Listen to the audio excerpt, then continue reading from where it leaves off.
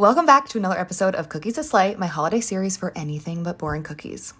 While I often err on keeping my cookie recipes fairly streamlined and simple, I definitely think there's a time and place for more involved recipes. And this recipe is one of those. It requires a few steps, it can be slightly finicky to roll out, and it does require a couple pieces of equipment. But that's also what makes them so special for the holidays, because you're not going to be making these year round. And at this point, you're probably wondering what cookies we're making. Today we're making linzer cookies, which are essentially sandwich cookies. So the base of this recipe is a brown butter hazelnut dough. Super short, it's super tender, which makes it a little bit challenging to roll out. And this is where you can have fun with the recipe. You can use whatever shapes you want to make the sandwich cookies. Just make sure you have a matching base for the matching top for every single cookie. Each of the tops right before baking will get a cutout, so you can use any kind of shaped cookie cutter. Just make sure it's a smaller one. It's going to act as a window for this beautiful and delicious jelly mixture that we're melting together, which you can also play around with. I'm using a red currant jelly, which I combined with Chambord and a little bit of lemon zest. You can also do Crème de Cassis. Additionally, you could use a completely different type of jelly, like a raspberry jelly. Just make sure it's a jelly, not a jam, because jelly is seedless and jelly has a little bit less moisture in it, which means that the cookies will stay crisper longer, and it also will help them hold together a little bit better. Try that again.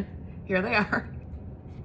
They are so buttery and so nutty, perfectly balanced with sweetness. There's just a touch of salt in there that you can get in a couple of bites. And then with that tart jam, just cuts through all that butteriness. It is absolutely divine.